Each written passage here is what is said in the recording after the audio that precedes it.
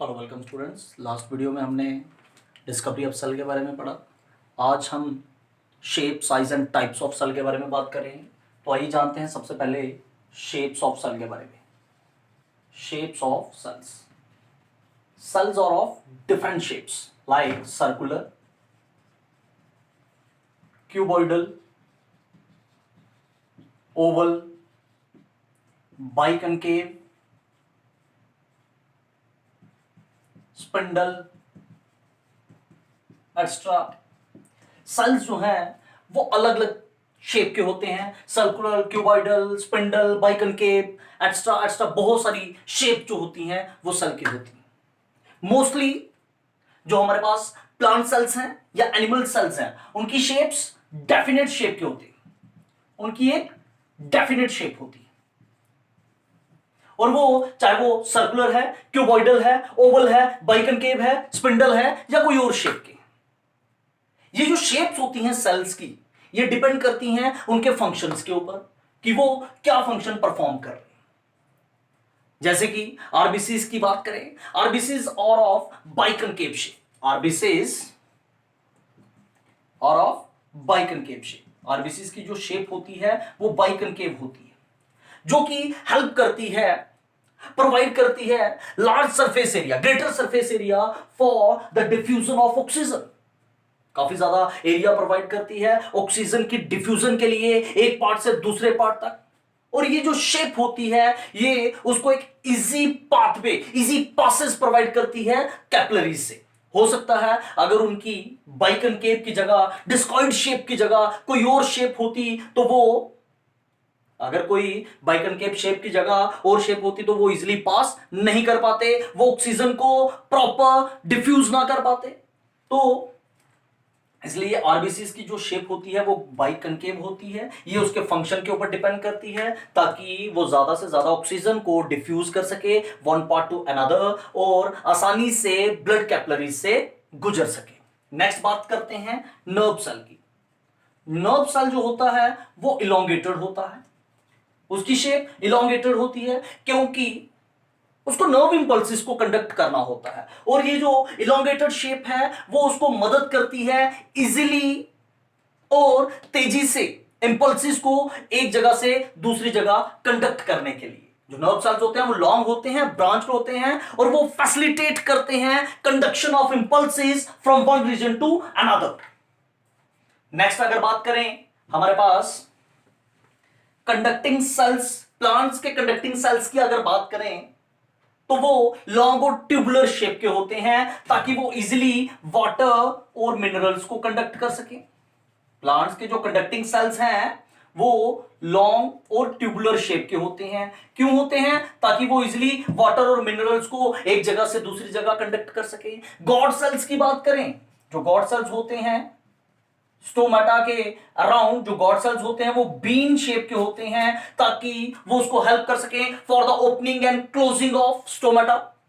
जो God sales होते हैं वो बीन शेप के होते हैं, वो ओपनिंग और क्लोजिंग में मदद करते हैं। जो कंडक्टिंग सेल्स होते हैं प्लांट्स के वो लॉन्ग और ट्यूबुलर होते हैं ताकि वो इजीली वाटर और मिनरल्स को कंडक्ट कर सकें। जो आरबीसीज होते हैं वो बाइकनकेव शेप के होते हैं ताकि वो आसानी से ऑक्सीजन को डिफ्यूज कर सकें और आसानी से पास हो सके ब्लड कैपिलरीज से। इस तरह से हम कह सकते हैं कि जो हमारे सेल्स होते हैं उनकी जो शेप होती है वो डिपेंड करती है उनके फंक्शन के ऊपर। तो इस तरह से हमने शेप के बारे में जाना, शेप्स ऑफ सेल्स के बारे में पढ़ा।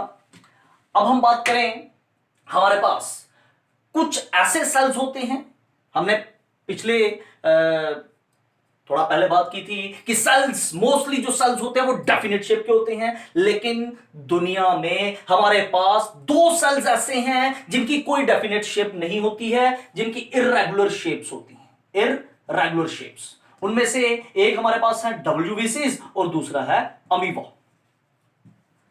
ये जो है ये किसी भी शेप को अटेन कर सकते हैं, इनकी अपनी कोई परमानेंट शेप नहीं है, डेफिनेट शेप नहीं है, तो ये भी इनको अपने फंक्शन में मदद करती है। फॉर एग्जांपल डब्ल्यूबीसीज की बात करें तो ये इरेगुलर शेप का होता है और ये कोई भी शेप अटेन कर सकता है जिस कारण ये आसानी से कहीं पे भी नैरो हमारे पास जो कैपिलरीज होती हैं वहां से गुजर के site of injury, site of infection तक पहुंचता है और वहां पे जाके डिफेंस का काम करता है WBC।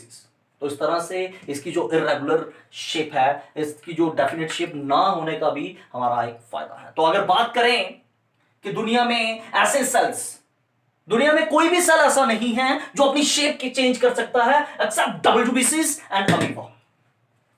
अब बात करते हैं साइज ऑफ सेल्स की, शेप ऑफ सेल्स। उम्मीद है आपको समझ आ गया होगा। नेक्स्ट हम बात करते हैं साइज ऑफ सेल की। साइज ऑफ सेल, जो सेल का साइज करता है, जो सेल का साइज है वो वेरी करता है from few micrometre, few microns to few centimetre तक, फ्यू माइक्रॉन्स टू फ्यू सेंटीमीटर। सेल का साइज जो है वो वेरी करता है few microns to few centimetre. For example हमारे पास सबसे छोटा cell PPLO, near about size और अगर लार्जेस्ट सेल की बात करें तो ostrich egg, near about size 18 centimetre. तो इस तरह से हम कह सकते हैं कि सेल का साइज जो है वो वेरी करता है few micron to few centimetre. जिस तरह से पीछे हमने बात की थी कि जो शेप ऑफ द सेल है वो डिपेंड करता है उसके फंक्शन के ऊपर, इसी तरह से जो साइज ऑफ द सेल है वो भी डिपेंड करता है उसके फंक्शन के ऊपर। सेल का साइज भी उसके फंक्शन के ऊपर डिपेंड करता है। अगर हम दूसरी तरफ अगर बात करें हमारे पास एक लार्जेस्ट ऑर्गेनिज्म की, एक बड़े ऑर्गेनिज्म की बात करें हमारे पास और एक छोटे से ऑर्गेनिजम्स का कंपैरिजन करें, तो हम ये नहीं कह सकते कि अगर एक बड़ा ऑर्गेनिज्म है, हम बात करते हैं एक एलिफेंट की, तो हम क्या कहें कि एलिफेंट के सेल्स का जो साइज है वो बड़ा है और जो एक रैट के सेल का साइज है वो एक छोटा है। नो, एलिफेंट के सेल का साइज और रैट के सेल के साइज में कोई डिफरेंसेस नहीं होता।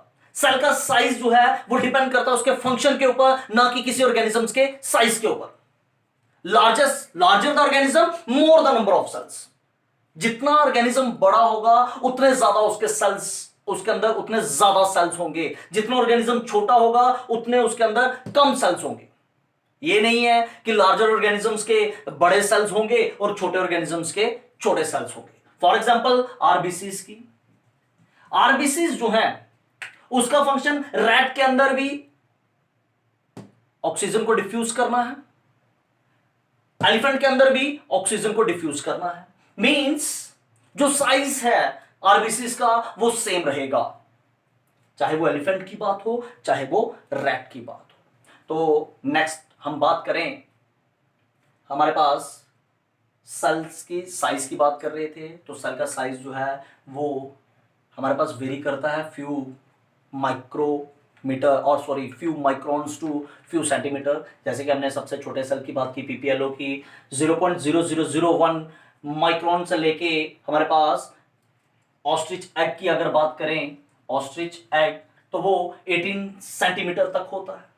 फिर हमने बात की कि क्या एक बड़ा ऑर्गेनिज्म जो है उसके अंदर बड़े साइज के सेल होते हैं, उनके ऑर्गेनिज्म, बड़े ऑर्गेनिजम्स के साइज के बड़े ऑर्गेनिजम्स के अंदर जो सेल्स होते हैं क्या वो बड़े साइज के होते हैं? नहीं, ऐसा नहीं है।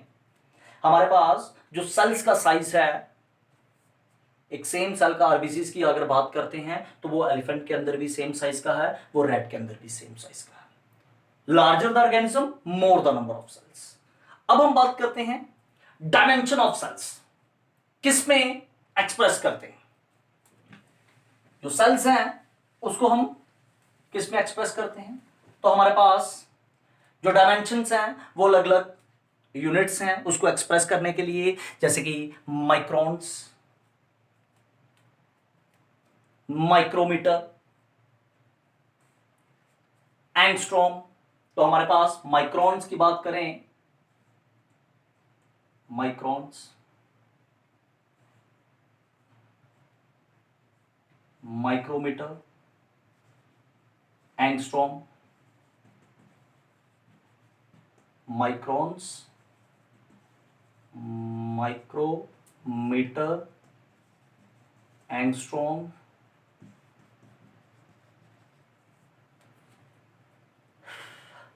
these are the units in which we express the dimension of cell.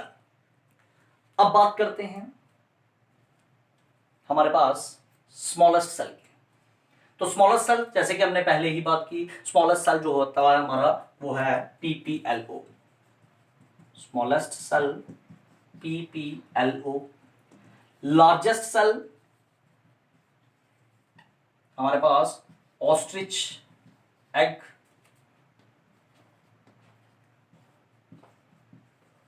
Pleuro pneumonia like organism. और लॉन्गेस्ट सेल की बात करें तो हमारे पास आता है nerve cell. Smallest cell PPLO, longest ostrich egg, sorry largest ostrich egg and longest nerve cell. तो ये हमारे पास अलग अलग सेल्स हैं। अब हम बात करेंगे अपने ह्यूमन बॉडी की, ह्यूमंस की। तो ह्यूमंस के अंदर एवरेज अगर बात करें तो hundreds of trillions of cells होते हैं, जिसमें near about 100 billion nerve cells जो हैं वो ब्रेन कॉर्टेक्स के अंदर होते हैं। ह्यूमंस की अगर बात करें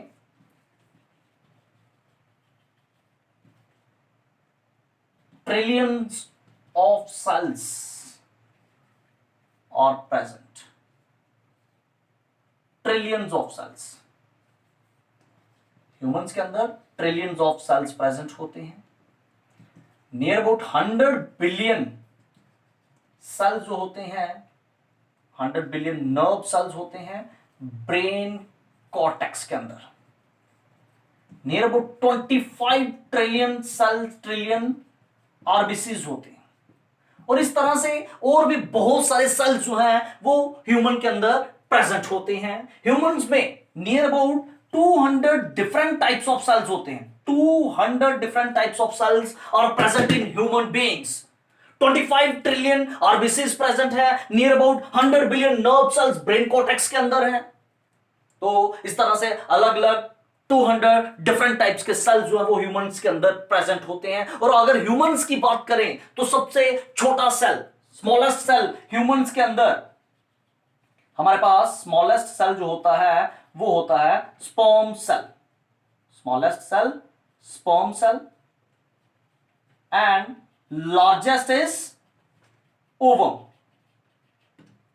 लार्जेस्ट सेल जो है वो ओवम होता है, स्मॉलेस्ट जो होता है वो स्पर्म सेल होता है। तो इस तरह से हमने सबसे पहले शेप ऑफ सेल्स के बारे में बात की, फिर हमने साइज ऑफ सेल्स के बारे में बात की। तो शेप ऑफ सेल्स जो होती थी, चाहे वो प्लांट्स के सेल हैं चाहे वो एनिमल्स के सेल हैं, ऑलमोस्ट डेफिनेट शेप होती है।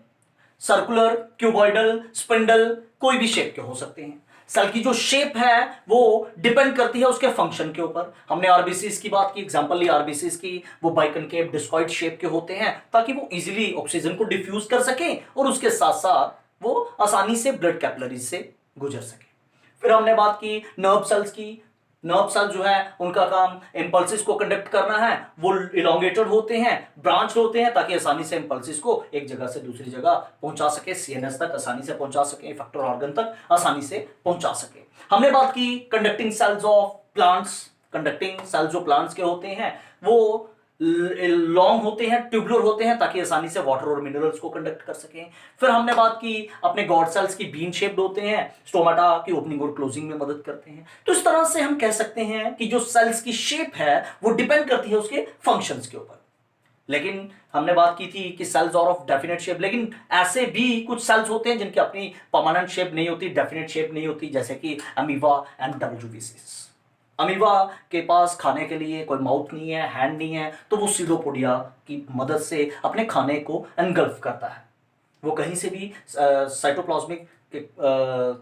साइटोप्लाज्मिक जिसको हम बोलते हैं टर्गर प्रेशर के कारण वो अपनी प्लाज्मा मेम्ब्रेन को एनलार्ज करके प्लाज्मा मेम्ब्रेन से वो सीडोपोडिया बना के वो अपने खाने को एनगल्फ करता है। और दूसरी तरफ अगर बात करें डब्ल्यूबीसीज की, तो वो आसानी से नैरो कैपिलरीज के अंदर भी जा सकते हैं, सिक्यूज कर सकते हैं अपनी शेप को और आसानी से नैरो कैपिलरीज के अंदर जाके इफेक्टर ऑर्गन तक पहुंच सकते हैं, वहां पे डिफेंस कर सकते हैं, उसको बचा सकते हैं वेरियस इन्फेक्शन से, जो भी हमारा इफेक्टर ऑर्गन होगा। उसके बाद हमने बात की size of the cells. Cells के साइज जो है वो वेरी करते हैं, फ्यू माइक्रोन से लेके फ्यू सेंटीमीटर तक सेल्स का साइज होता है। सेल्स के साइज या सेल्स की डायमेंशंस को हम वेरियस यूनिट्स में मेजर करते हैं, चाहे वो हमारे पास माइक्रॉन्स हैं, माइक्रोमीटर है, एंगस्ट्रॉम्स है। फिर बात करते हैं सेल्स का साइज। क्या बड़े ऑर्गेनिजम्स में सेल का साइज बड़ा होता है? नहीं, ऐसा नहीं है। Bigger the organism more the number of cells, उसमें उतने ज्यादा सेल्स का नंबर उतना सेल्स का नंबर ज्यादा होगा जितना बड़ा ऑर्गेनिज्म होगा। जितना ऑर्गेनिज्म छोटा होगा उसके अंदर उतने ही सेल्स का नंबर जो है वो भी कम होगा। इस प्रकार से हमने साइज के बारे में बात की। फिर हमने बात की कि हमारे पास स्मॉलेस्ट सेल कौन सा है? PPLO, pleuropneumonia like organism. Largest cell कौन सा है? ऑस्ट्रिच। लॉन्गेस्ट सेल की बात करें तो नर्व सेल। फिर हम आए ह्यूमन बॉडी के ऊपर। ह्यूमन बॉडी के अंदर हमने बात की hundreds of trillions of cells जो हैं वो ह्यूमंस के अंदर प्रेजेंट होते हैं। Near about 100 billion nerve cells brain cortex के अंदर है। 25 ट्रिलियन सेल्स 25 ट्रिलियन आरबीसीज हैं, रेड ब्लड सेल्स हैं। तो इस तरह से बहुत सारे सेल्स प्रेजेंट होते हैं। Near about 200 different types of cells human body के अंदर प्रेजेंट है। ह्यूमंस के अंदर अगर बात करें तो स्मॉलेस्ट सेल हमारे पास स्पर्म सेल है, लार्जेस्ट सेल हमारे पास ओवम है।